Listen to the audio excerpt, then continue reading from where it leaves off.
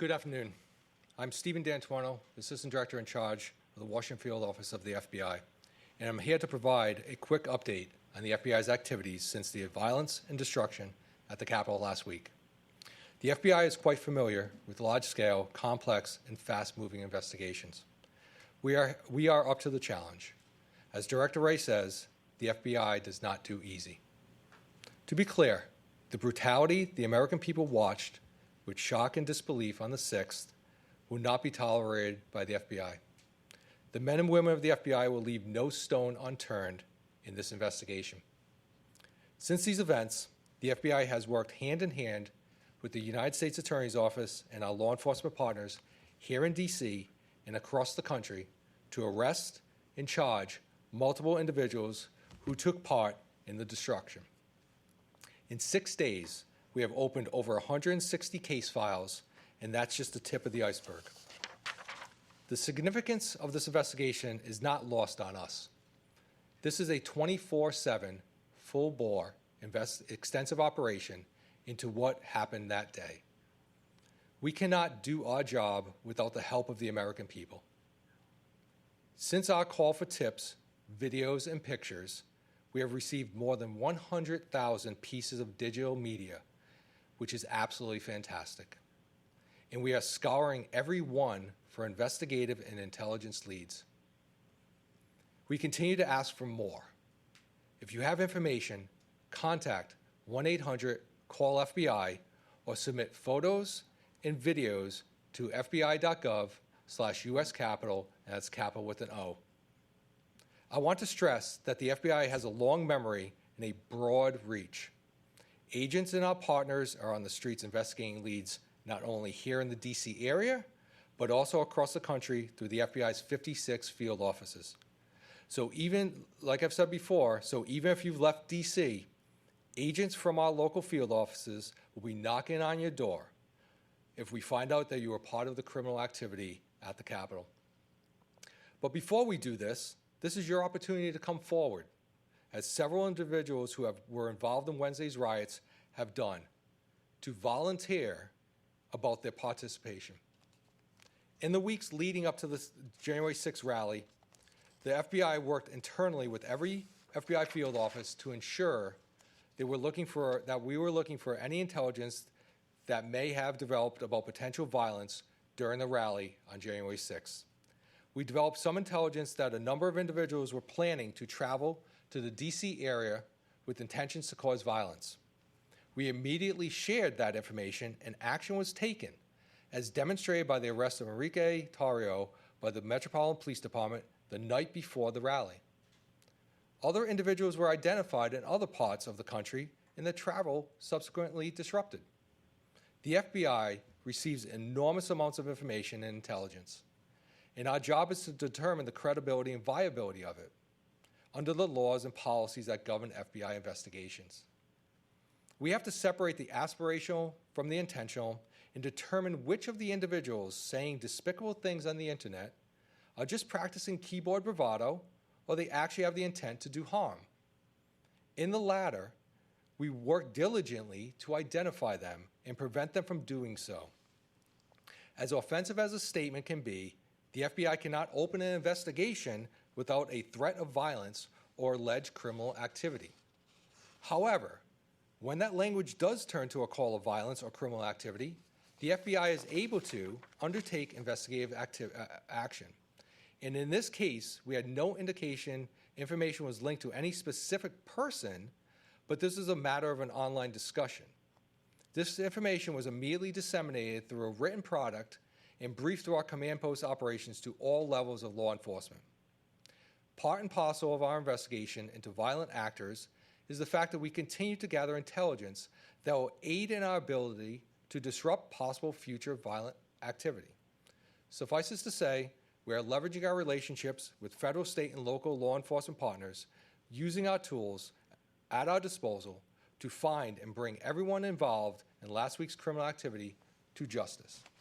I'm now going to turn over to Acting U.S. Attorney Michael Sherman. All right, thank you, Steve. I think I mentioned this before a few days ago that, just to begin, I think the scope and the scale of this investigation in these cases are really unprecedented, not only in FBI history, but probably DOJ history, in which essentially the Capitol grounds, outside and inside, are essentially a crime scene. And a scale in which we have literally thousands of potential witnesses, and a scenario in which we're going to have, I believe, hundreds of criminal cases, both filed with our local courts, the Superior Court, and through the federal court system. So just to frame things, the enormity of this investigation is going to take a lot of work and a lot of effort, and this is not going to be solved overnight. It's not going to be solved within the coming weeks. It's not going to be solved within the coming months. This is going to be a long-term investigation, and rest assured, the Bureau, the Department of Justice, all the U.S. attorneys across the United States that are assisting in these investigations, everyone is in for the long haul. So that being said, let's turn to the numbers that Steve referenced. And the numbers are going to geometrically increase. So as we sit here now, literally days after this event happened, we have already opened more than 170 subject files, meaning these individuals have been identified as potential persons that committed crimes on the Capitol grounds, inside and outside. So of those 170 cases that have already been opened, and I anticipate that's going to grow to the hundreds in the next coming weeks, we've already charged over 70 cases. And again, that number, I suspect, is going to grow into the hundreds. So what are the types of cases we initially charged? And I think there's some misconceptions, and I want to clarify some of those misconceptions, because given the enormity of the actors we saw both inside and outside the Capitol, the range of criminal conduct is really, I think, again, unmatched in any type of scenario that we've seen, the FBI or the DOJ. We're looking at everything from simple trespass to theft of mail, to theft of digital devices inside the Capitol, to assault on local officers, federal officers both outside and inside the Capitol, to the theft of potential national security information or national defense information, to felony murder, and even civil rights excessive force investigations. So just the gamut of cases and criminal conduct we're looking at is really mind-blowing. And that has really put an enormous amount of work on the plate of the FBI and field office throughout the entire United States. So let's look at those initial cases. And again, I want to clarify some misconceptions. When criminal conduct occurs, we try to obviously charge people as soon as possible. So the way, looking just at the federal system, we'll try to do that via criminal complaint. So when these actors left the Capitol, these individuals, these defendants, obviously the impetus, the marching orders by federal law enforcement was to find, fix, and charge these individuals as fast as possible. So the prosecutors from the D.C. U.S. Attorney's Office, we looked for the most simple charge we could file as quick as possible. So therefore, the initial charges filed in these cases, a lot of them were misdemeanors. They were trespass cases. However, those cases were opened on those initial charges. We also had several firearms charges. We also had several felony charges that were opened with assault and battery, illegal felonious possession of weapons. However, I want to clarify a misconception. This is only the beginning. So after these criminal charges are filed via criminal complaints, that allows law enforcement across the United States to arrest people from Dallas to Arkansas to Nashville to Cleveland to Jacksonville. That's what's happened over the past several days. It's really quite incredible. Now, after those charges are filed, then we have the ability to then indict these individuals on more significant charges, and that's exactly what has happened. For example, yesterday, again, only days after this event happened, we had the grand jury in the District of Columbia up. It was booked throughout the entire day, and for several hour upon hour, prosecutors in our office presented felony cases, significant felony cases related to civil disorder, related to the possession of destructive devices, related to the possession of semi-automatic weapons that are illegal to possess in the district. So again, I just want to clarify that the initial charges we're filing, some of these misdemeanors, these are only the beginning. This is not the end. So what are we looking at downstream here? So in terms of what we're looking at is the initial charges everyone's familiar with, the zip tie guys, the Munchels, and the Brocks that were arrested on the House floor with zip ties rifling through the House floor. People are familiar with online. They see the Barnetts and Johnsons who were literally rifling through Pelosi's office and stealing items, stealing materials, mail, and sometimes even personal mementos. So those are the cases the public's familiar with. They're familiar with those cases because of social media.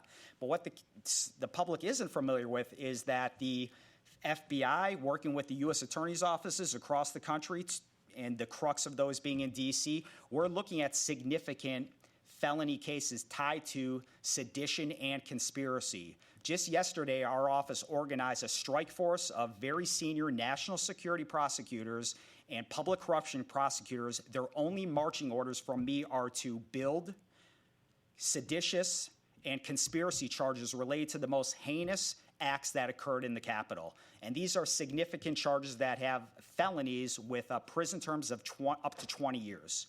In addition to that, we're looking and taking a priority with cases in which weapons were involved and cases in which destructive devices were involved. As people know through news reports, there were pipe bombs found outside the Capitol. The ATF is working on that. Metro Police is working on that. FBI is working on that to find that individual or individuals who planted those devices. So in addition to just those rote cases we're looking at, we're going to focus on the most significant charges as a deterrent, because regardless of if it was just a trespass in the Capitol or if someone planted a pipe bomb, you will be charged and you will be found. In addition to that, we've also focused on an emphasis on assaults and batteries on police officers, both federal officers and local MPD officers that were assaulted. And as the days go on, there's going to be more social media, and people will recognize that in some instances, MPD and Capitol Police were in open-handed combat with some of these persons inside the Capitol, where tear gas was used on the Capitol Police and federal officers, and they were also used against some of these rioters. So the picture is going to build. I think there's a lot of misconceptions about what happened within the Capitol, and it's going to come into laser focus, I think, over the next weeks and days. And I think people are going to be shocked with some of the egregious conduct that happened within the Capitol. The third area of emphasis that our office is also focusing on is we set up a strike force to focus on assaults on the media. Some people aren't familiar that some of those rioters specifically targeted members of the media and assaulted them. So we have assigned specific prosecutors in our office to focus on those cases as well. And I'm naming all these different strike forces to just emphasize, regardless of who the victim was, regardless of who the perpetrator was, we're treating all of these cases equally. Thank you very much.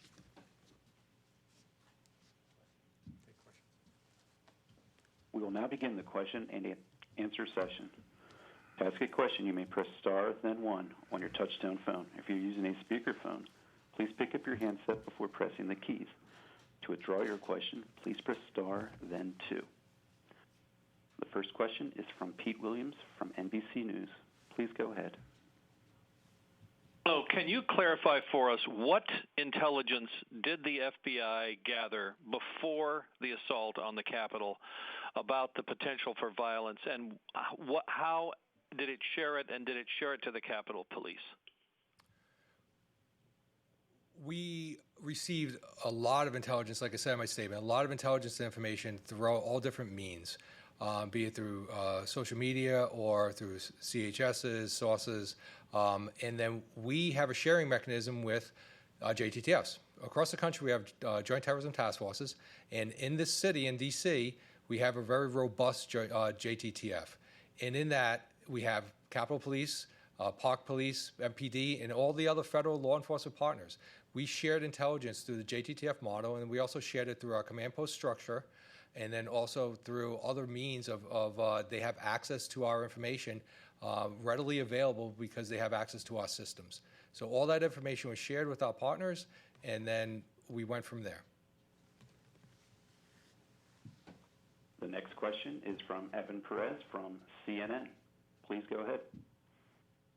Wondering if you could tell us perhaps if you found any indication so far to indicate that there was some level of planning and coordination for these people to go into the Capitol and carry out this attack rather than just a spontaneous mob that got out of control. And then secondly, if you could, at least Senator Schumer has talked about the possibility that some people might be put on the no-fly list. Of these 170 case subject files that you've already opened, can you tell us whether you've added any of those people to a no-fly list as a result of what happened? So we're looking at all different avenues here. So my agents and analysts and all the other FBI personnel in my office and across the country are scrubbing video. We're talking to witnesses. We're talking to individuals that we arrest. And we're gathering that picture, that intelligence, if you will, to understand what happened on the 6th, that day, in the Capitol, outside the Capitol. We talk to all law enforcement partners, and it's not just the FBI doing this, it's all of our law enforcement partners as well that are working in conjunction with Acting U.S. Attorney Mike Sherwin's office and our local office here too as well. So we're sharing that intelligence amongst each other. We're putting into the intelligence cycle that the FBI has to try to ascertain the true picture of what happened that day. As for the no-fly list, we look at all tools and techniques that we possibly can use within the FBI, and that's something that we are actively looking at. The next question is from Catherine Herridge from CBS News. Please go ahead. Thank you for holding this event. The 2 pipe bombs that were found at the RNC and the DNC, does this cross the threshold to domestic terrorism because they are political targets? And do you think this was designed to either pull first responders away from the scene as the Capitol was breached, or an effort to maim lawmakers as they evacuated? So I'll try to address that question for you the best I can. So yes, those 2 pipe bombs that were found both outside the RNC and the DNC offices near the Capitol grounds. And look, to begin, they were real devices. They had explosive igniters. They had timers. We don't know, obviously, exactly why they did not go off. That's being investigated. They were destroyed, disabled by Capitol Police with the assistance of the ATF, and that is all obviously being vetted and investigated. What was the purpose of those devices being planted? Was it a diversionary type of a tactic used by some of these rioters? Was it something, or did it have some other type of nefarious purpose? So that is what the ATF, the FBI, MPD are looking at as we speak right now, and looking for those persons that planted those devices. In terms of the conduct related to planning those, pipe bombs, the mention of domestic terrorism, I've mentioned this before. I don't like this tyranny of labels saying an act is domestic terrorism. We have plenty of federal resources at our disposal, plenty of federal charges to address all of this conduct, from felony murder related to the possession and use of destructive devices to seditious conspiracy, under the federal code that has significant penalties. And as mentioned, with this strike force that was established to focus strictly on sedition charges, we're looking at and treating this just like a significant international counterterrorism or counterintelligence operation. We're looking at everything: money, travel records, looking at disposition, movement, communication records. So no resource related to the FBI or the U.S. Attorney's Office will be unchecked in terms of trying to determine exactly if there was a command and control, how it operated, and how they executed these activities. The next question is from Pierre Thomas from ABC News. Please go ahead. Yes, thank you. Are you looking at the possibility that some of these suspects were attempting or planning to take members of Congress hostage? So I want to talk about Mike's the prior question first, just because I want to emphasize that we have a $50,000 reward out for the information, any information and identification of the individual or individuals that left the pipe bomb. So I just want to make that perfectly clear, and that we're looking at all angles in that. Every tool, every rock is being unturned because we have to bring that person to justice or people to justice. So can you repeat the question, please? No. Okay. Are you looking at the possibility that some of these suspects who breached the Capitol, who had zip Yes. ties and other things, were looking at the possibility of taking members of Congress or others hostage? So, like I answered the last couple of questions before, we are looking at all angles here. We're interviewing everyone, interviewing witnesses, and interviewing subjects as they get arrested around the country and within the district as well, to ascertain the true purpose of some of these individuals in the Capitol that day. The next question is from Jake Gibson from Fox News. Please go ahead. Thank you, first of all. I have two, actually. Number one, Senator Cassidy has tweeted out a photo that he said was of an individual that authorities wanted to get in contact with in connection possibly with the killing of Capitol Police Officer Sicknick. Number one, can you give us any type of update on that situation? Number two, I know you talked about intelligence leading up to the day before or leading up to the day of the riots, but there are some specific reports out that there was at least one report out of FBI in Norfolk that painted a pretty grim picture. Can you confirm that? And were authorities on the Hill really ready for what was coming at them? So the investigation into Officer Sicknick's passing is an ongoing investigation. We are looking at everything that we possibly can. It cuts us to the core that one of our law enforcement brethren passed away. So it's an ongoing investigation. There's a lot of tools and interviews that we're still conducting. There's a whole host of video that's out there. We're reviewing all that information. As for the information that's being presented out there right now about Norfolk, that was a thread on a message board that was not attributable, was being attributable to an individual person. Like I said in my statement, we deal in specifics and facts.